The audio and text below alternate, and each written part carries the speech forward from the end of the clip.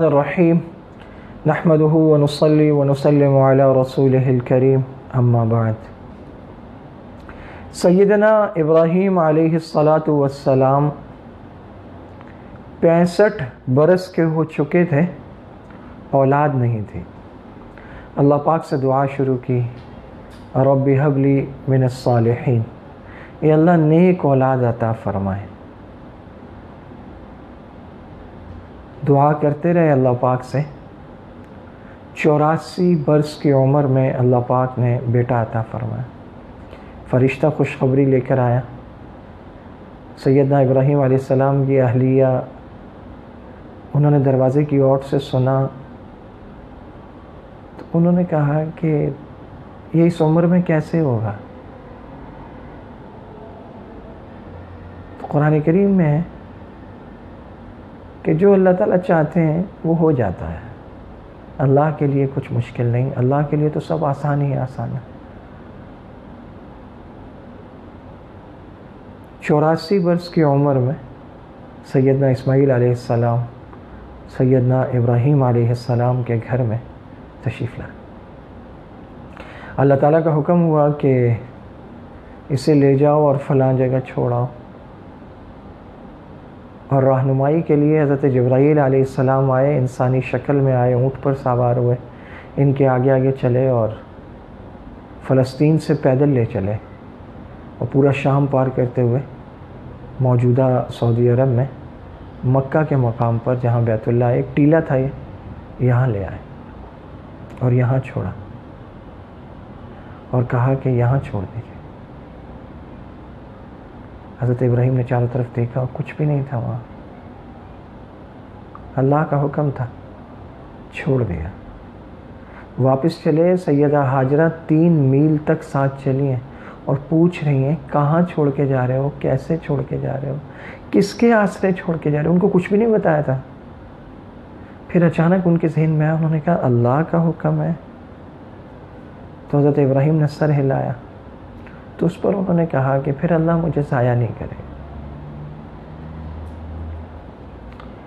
اب حضرت ابراہیم علیہ السلام چلے گئے تو اتنی پرانی دل کی خواہش پوری ہوئی، بیٹا ملا، لیکن ہوا کیا کہ بیٹے کے ساتھ بیوی بھی گئی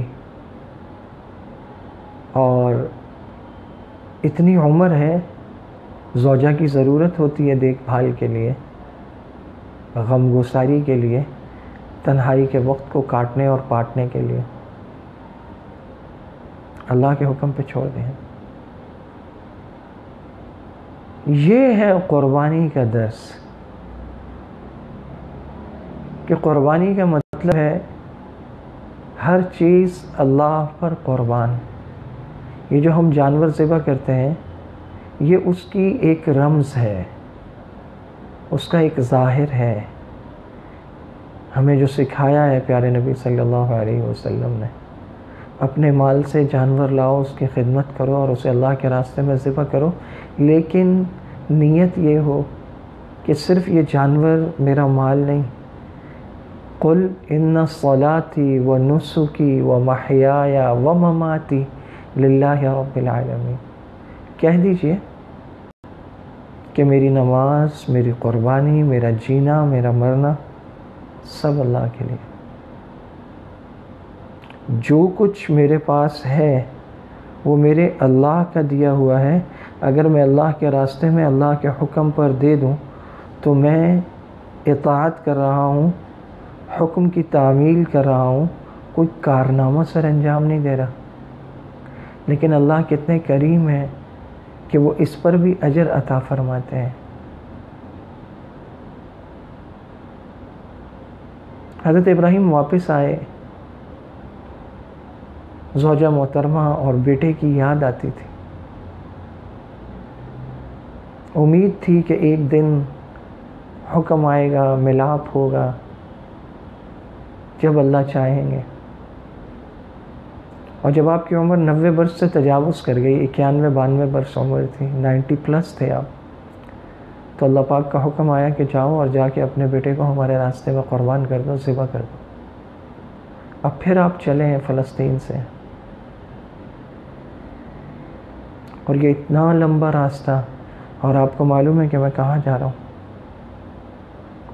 لوگ ملک سے دور ہوں تو آج کے دور میں تو تصاویر منگوا لیتے ہیں، پہلے حال چال پوچھا کرتے تھے کال بک کرا کے، بیٹا کیسا ہے، چلنا شروع ہوا، کیسے بھولتا ہے، کیسا لگتا ہے۔ اولاد تو دل لے لیتی ہے، اور بڑھاپے کی اولاد تو بہت قریب ہوتی ہے، اور پھر پہلا اکلوتا بیٹا۔ پورا سفر طے کیا، گئے، بیٹے کو لیا، ماں کو بھی نہیں بتایا، اور بیٹے سے کہا انی ارا فی المنام انی اذبحک۔ قرآن کریم میں سورہ صافات میں اللہ تعالیٰ بیان فرما رہے کہ بیٹا میں نے دیکھا میں تمہیں ذبح کر رہا ہوں خواب میں۔ اور حضرت اسماعیل کہتے ہیں افعل ما تؤمر، آپ کیجئے جس کا آپ کو حکم دیا گیا۔ 7-8 سال کے ہیں، لیکن یہ کون ہے؟ یہ ابراہیم کا بیٹا ہے، یہ اسماعیل ہیں، یہ وہ ہیں جن کی نسل سے آخری نبی محمد الرسول اللہ تشریف لائیں گے۔ یہ ہمارے آقا کے دادا پردادا ہیں، جد امجد ہیں۔ یہ وہ ہیں جو نسل در نسل انبیاء ہیں، جس گھرانے پر اللہ کا خصوصی کرم ہے۔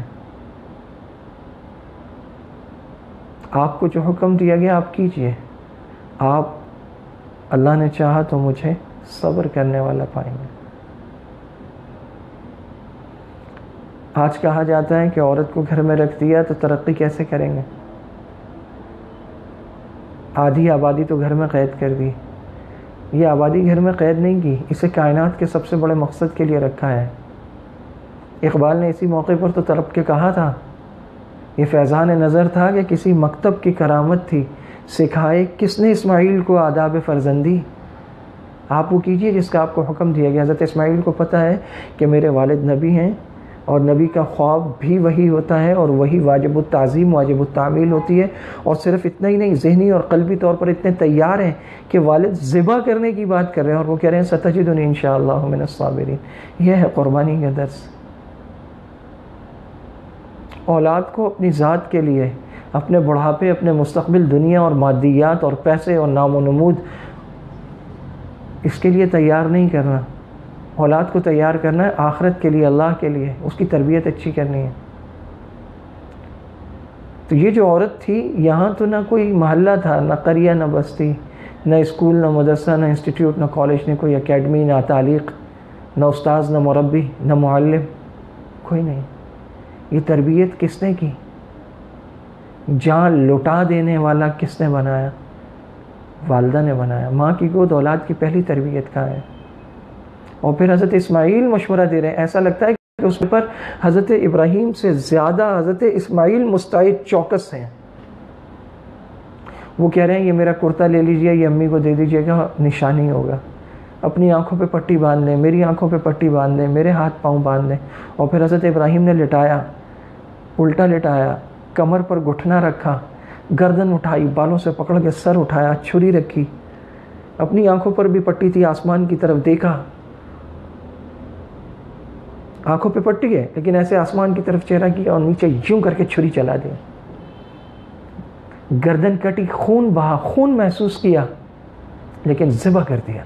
اس پر اللہ نے کہا قد صدقت الرؤیا، ابراہیم قد صدقت الرؤیا، تو نے اپنا خواب سچا کر دکھایا، کمال کر دیا تو نے۔ ماضی کا صیغہ ہے، ماضی کا صیغہ عربی میں اس وقت آتا ہے جب واقعہ وقوع پذیر ہو چکا ہو۔ ابراہیم سچا کر دکھایا تم نے خواب۔ اور حضرت ابراہیم کی تو آنکھوں پہ پٹی تھی، انہوں نے تو واقعی کر دیا تھا اسماعیل کو، چھری بھی چلائی ہے، خون بھی آیا۔ یہ اور بات ہے کہ اللہ نے مہربانی کی اور حضرت اسماعیل کو ہٹا دیا، اور اس کی جگہ چھترا، پورا آسمان لرز رہا تھا، فرشتے دم بخود تھے کہ یہ کیا منظر ہے۔ یہ وہ ہے نا جس کے بارے میں کہا تھا کہ اللہ یہ زمین میں جائیں گے، فساد کریں گے، یسفک الدماء، یہ خون بہا دیں گے۔ ہاں یہ خون بہائیں گے، یہ رب کی محبت میں سرشار ہو کے اپنی اولاد کا خون بہا دیں گے۔ ابراہیم نے آج وہ مقام حاصل کیا۔ اللہ فرماتا ہے قد صدقت الرؤیا، ابراہیم وہ خواب تھا، سچا کر دکھایا تم نے۔ مان گئے فرشتے بھی کہ واقعی یہ ہے وہ مخلوق جو دنیا میں خلیفہ بننے کے لائق ہے۔ اللہ کا کرم ہوا، حضرت اسماعیل کو ہٹایا گیا، اس کی جگہ چھترا آیا، وہ ذبح کیا، وہ ذبح ہوا۔ تو قربانی کا درس یہ ہے کہ اگر اللہ ہمیں کہے اولاد ذبح کر دو تو ہم اس کے لیے مستعد ہوں، تیار ہوں۔ لیکن اگر ہم ذبح کرنا چاہیں تو کیا اولاد ذبح ہوگی؟ وہ مان جائیں گے؟ کیا کہیں گے؟ کہیں گے پاگل ہو گئے آپ، ہماری گردن کاٹیں گے۔ تو اولاد کی اس نہج پر تربیت کرنا کہ جہاں اللہ کا حکم سامنے آ جائے وہ کٹ مرنے کو تیار ہو جائے، وہ دعوت و تبلیغ ہو، وہ جہاد ہو، وہ تعلیم و تعلم ہو، وہ والدین کی خدمت ہو، وہ امت کی خدمت ہو، وہ امت مسلمہ کا تحفظ ہو۔ اللہ تعالیٰ ہمیں سمجھنے کی توفیق عطا فرمائے۔ وآخر دعوانا ان الحمد للہ رب العالمین۔